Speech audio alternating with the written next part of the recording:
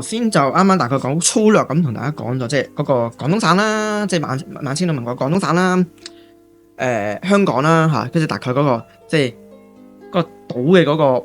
情況啦，係先咁當然啦，講到島冇可能不得不提澳門，因為澳門係唔單止合法化嘅，而且係經過即係百幾年來嗰個規範啦，同埋即係研究啦，係咪先？即係大家可能喺上網啊，或者去澳門啊啲睇博物館啊，或者乜乜等等，即係都已經留意到係一個好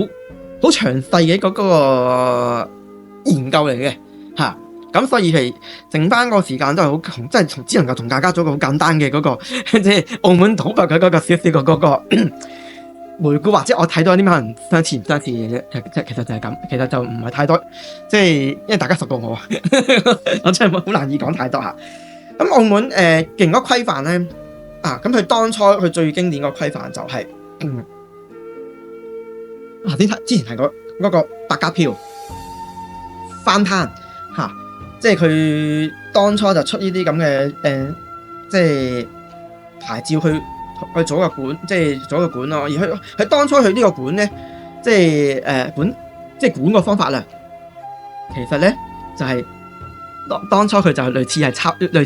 豬牛羊啊，湯豬湯牛湯羊買即係豬羊牛肉嗰啲玩法差唔多嘅啫嚇。就係咧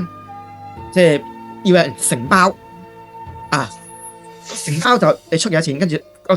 成 set 嘢入邊就已經講咗話，你能夠開幾多間，做啲乜嘢，賣啲乜嘢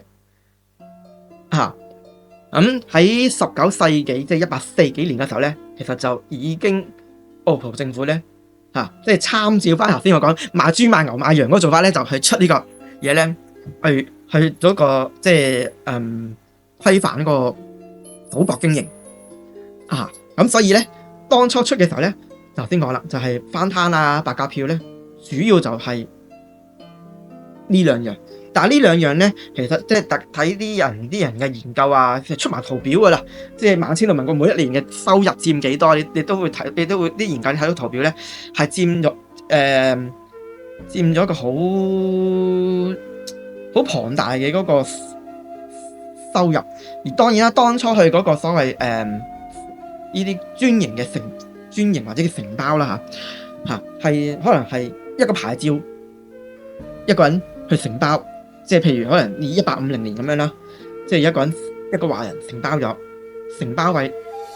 每個月即係可能1000咁樣但即係2000咁樣，即係每個月要上交，每個月其實就同香港頭先講麥當勞開賭嘅方法就係一似嘅啫，每個月就要上交幾多咁樣。咁於是咧，你會見咁於是啲人哋研究啱啱提到啦，即係啲人研究咧，就澳門嘅澳葡嘅財政年度每一年咧，就要佢講好仔細嘅，就佔咗幾多嘅收入。咁你都唔難睇到咧，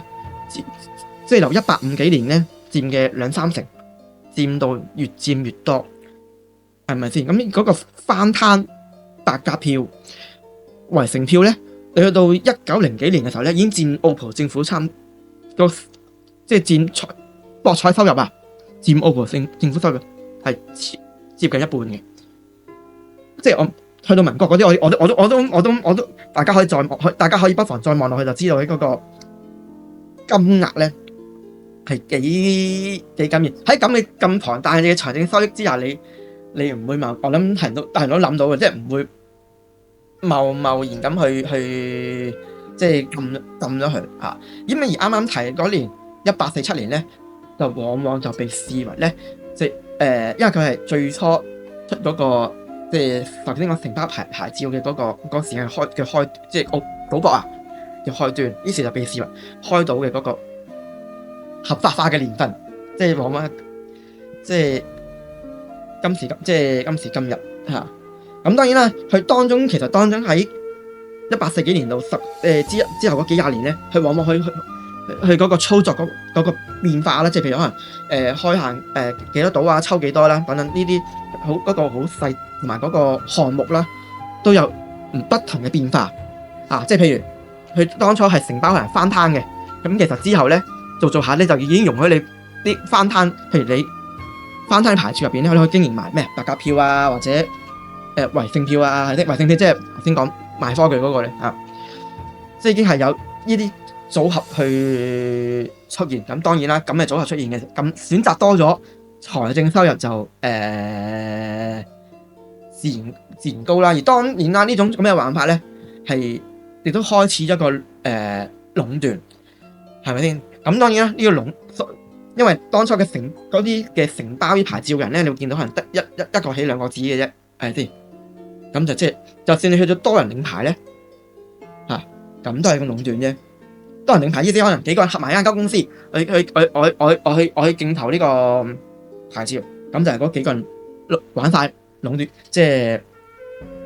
壟斷咗噶啦嚇。咁於是咧有樣嘢咧就出現咗啦，就同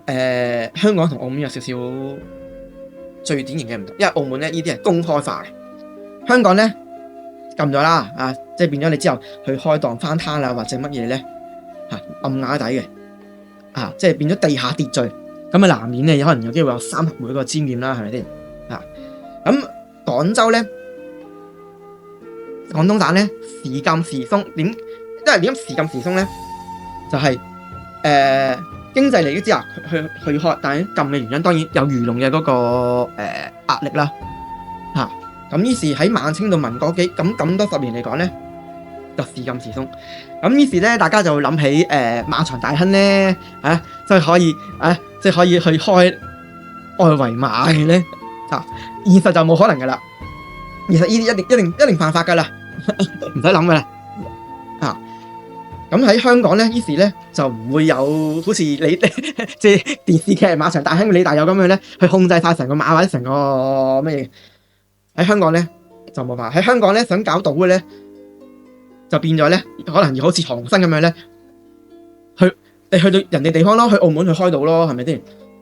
咁當然喺航生出現之前咧嘅華人咧，就係去其他地方入股咯，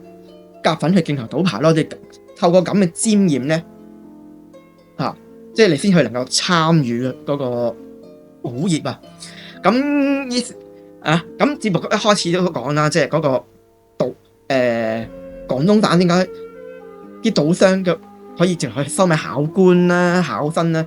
係啦，賭商有嘅就係錢。咁於是有呢個錢咧，而又容許你咁做嘅時候咧，名正言順嘅賭商咧就出現啦，就尤其喺澳門出現。咁香港因為冇辦法，香港禁咗賭啊嘛，係咪先？咁於是咧，你香港就好難有一個好公開嘅嗰個賭商出現。而喺廣東省嘅時禁時鬆嘅話咧，咁賭商就通常就好少會有好出名嘅賭商出現，因為好容易咧就俾當地政府咧割韭菜管咗你，甚至乎直情收你皮，咁你就會有即係乜都冇晒。咁於是咧喺廣東省嘅賭商通常就唔會有，或者香港嗰啲就唔會有澳門咁高啲。咁於是咧賭商呢個詞語咧，你往往就今時今日咧，你往往就會只係會見到喺澳門出現咁就係呢個原因。咁頭先講啦，咁香港人要去咁想賭業創業興家，咁就唯有去其他地方玩，即係攞嚿錢去其他地方玩咯，係咪先？即係譬如有個叫做劉惠村嘅香山縣人咁佢當初本來係做沙宣洋行嘅買辦嘅喺香港咁後尾佢做埋東華醫院嘅總理啦、主席啦咁我點解講佢係香港人？因為佢後來係入籍英國嘅即係英國政府任命咗佢做太平紳士嘅。咁之後當然係衛生局匯豐銀行買辦呢啲，你睇到個新聞嘅咧，係一個完全喺港英入邊嘅一個香港人。咁佢要玩賭咧，咁佢咪有去澳門同人合資，即係同人搞間公司咯。咁嗰間公司就出名啦，就叫做咩？雲峰公司咁雲峰公司咧就佢就佢咧喺承包澳門嘅賭錢之前，佢先喺廣東省嗰度咧就承包咗維盛嗰個呢個賭業喺嗰個華字日報去咧就亦都有提到去呢一段嗰個古仔，佢亦都有其他嘅股東嘅，其他股東你就睇到好出名，即係盧九啦、韋松、韋玉啦、劉學勳啦等等呢啲嚇，即係你睇到呢幾個名嘅，有啲就澳門人嚟噶啦嚇，盧九澳門人啦跟住你韋松、韋玉咧就香港人嚟噶啦即係你睇到咁嘅嗰個結構啦，咁於是咧，而呢間雲峰公司咧，除咗頭先講承包咗即係廣東省嗰個圍城之外，亦都喺澳門咧又註冊咗公司，亦都有去所謂又搞鴉片啦，亦都係同埋個承包嗰個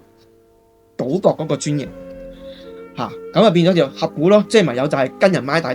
大堆。當然啦，佢呢間雲峰公司佢能夠承包到澳門嘅賭就應該可能多少都同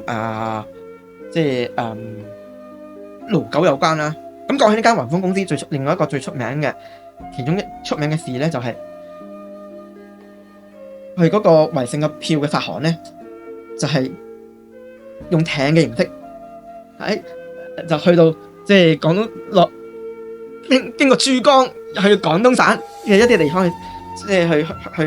去收呢個票，即係去收呢個票咁佢呢啲呢間公司好，即係其中有好出名嘅嗰個故事啦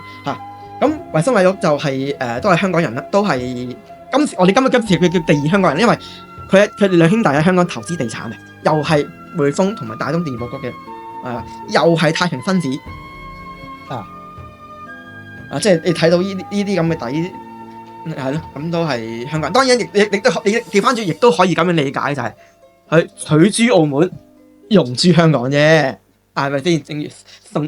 即係我哋今日聯想翻，今日崇德集團你澳門開到，你香港開崇德船務、崇德中心，係咪先？呢個因為錢係周圍流走噶嘛，呢個都好易理解嘅咁至於提到其中一個股東盧九就真係盧九其實。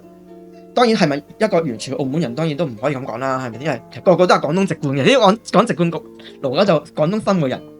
咁佢本身除咗話賭業之外，有啲都搞豬肉嘅生意啦、房地產。但係佢當然啦，佢長期涉足嘅咧就係澳門咁所以你睇到嗰個呢間公司雲峰公司嘅組成咧，就係嗰個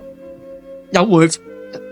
豐銀行嘅買辦喎，即係背後就可以揾匯豐銀行借錢。又能夠有澳門人即係即係令到你澳門可以能夠攞到嗰個專營權，咁呢個咪其中一個玩法。但係你見到全部賭業咧嘅參與就一定喺澳門，變咗澳門先至能夠發展到呢啲咁賭商出現咯。咁頭先講到廣東省咧，因為時禁時鬆咧，咁變咗咧就冇乜幾多個賭商係標出嚟咧，俾你大家知嘅。咁其中一個出名嘅就係叫霍思婷嘅人咧，即係會報章你就有機會見到佢名字。當然霍思婷本身佢都唔係搞賭業出身嘅，咁佢本來咧當然佢係屋企人有錢先有先啦嚇。佢本來係幫岑聰軒咧去買軍需用品，後來又幫陳炯明去做軍需物品供應商，即係軍火啦嚇，軍火咁樣起家。佢之後先至要參與嗰個即係廣東省嗰個煙啦同埋賭啲即係呢啲行業嘅。咁當然啦，陳炯明之後做咗即係粵軍總司令咧，反轉豬肚啦，撳到啦。咁撳咗咁嘅，然後咧霍思婷咧就匿咗嚟香港入葡國籍咁後來之後到陳濟棠上嚟嘅時候咧，霍思婷先至翻去廣東省繼續去開辦呢個賭業。咁後來咧，陳濟棠倒咗台咯，又匿翻香港，跟住咧就去到澳門去經營翻木材生意等等嘅嘢咁於是咧，霍思婷喺廣東倒台之後咧，咁講你譬如我睇呢個報章為例睇到咧，割去韭菜啦嘛，咁即係咁跟住喺廣東嘅嗰啲大量嘅白銀啦資產咧，就收皮啦。咁當然俾廣東省又炒又好啦，接管又好啦即係總之就割晒你韭菜啦嚇。咁所以呢個就即係可以引你會睇到，譬如係咯，好多澳門咧，即係令到你成為一個賭商，但係咧你當去到其他地方嘅時候咧，你就可能只能夠去發展其他嘅商業啦啊！如果唔係咧，就係咯，你用冇用武之地，甚至會俾人即係割韭菜嘅啊！即係譬如如果大家去睇譬如澳門啲網站去講到即係澳門嘅賭業啲賭商嘅話咧嚇，有一啲好出名嘅名字，你都會睇到佢哋結果啲錢咧，你去澳門發展啊，結果都要融資香港嘅，即係譬如范潔平啦嚇，即係你都係澳門嘅賭商啦嚇，但係你去喺香港咧，你就只能係做經營出入口啦，係咪先嚇？去香港做啲慈善事業啦嚇。又譬如好出名嘅阿葉漢先生啊，即係其實同之後韓生啊嗰啲去夾份啲求到澳門嘅嗰個啲博彩經營權嘅嚇。咁同埋呢個高可寧啊、何連旺啊、傅老榕啊呢啲都好出名嘅名字，你會見到咧。佢哋喺睇佢哋生平咧，你就會見到佢哋喺個經營事業咧，喺香港經營事業咧，就係即係做翻一般嘅嗰個商業活動咯。即係正頭先講咯，即係你澳門博彩業賺到錢，就喺香港嗰度。喺香港嗰度用咯，咁當然啦，當然有一段古仔咧就可以值得睇，咁我就提一提有個古仔咧，有一個叫何品佳，何品佳咧東華三院總理嚟嘅嚇，咁佢咧東華三院總理，你當香港人啦，係啦，佢要發財嘅話，佢想搞到嘅話咧，頭先講啦，只係去其他地方咯，咁於是咧佢就澳門度於是咧。佢就想係香港，即係去翻攤啊等等嗰啲咁於是咧咁佢東華醫院總理嘛，咁於是點樣咧？咁於是咧就唯有塞錢咧去日本人嘅袋度即係希望佢可以俾佢喺即係喺香港嗰度即係睇能唔能夠去搞開賭啊或者咩，即係塞啲錢，即係塞錢去日本仔嘅來源咧，東華醫院咁當然啦，呢段古仔就係啦，即係嗰個係咧，就下先係一個好典，即係又係其中一個典型嘅例子，就係即係你想去開賭，你一係就去其他地方開賭。如果你香港開賭，你就要一係就搞即係地下秩序，一係咧日治時代冇乜秩序，就你咪就諗辦法。睇可唔可以氹得掂日本人咯？咁所以如果講起賭商，尤其是廣東省賭商研究，即係除咗頭先講即係好典型霍思成之外咧，其實就真係就變咗冇幾多個，因為咧係好容易成為被割韭菜對象咧。呢方面嘅資料應該係最少，反而澳門咧賭商嘅資料最多，當然係最多啦嚇。咁所以就呢度可以有興趣嘅朋友咧可以再深入睇睇，會唔會有廣東省嗰度其他賭商嘅嗰個即係資料？有咧，可能係一大發現嚟嘅，其實嚇。咁關於即係賭呢部分咧，咁即係就同大家就分享到咁多先啦。因為始終係一個好大嘅題目嚇。當然其實亦都會好有趣嘅。咁今次同大家好概括式咁講，即係我大概所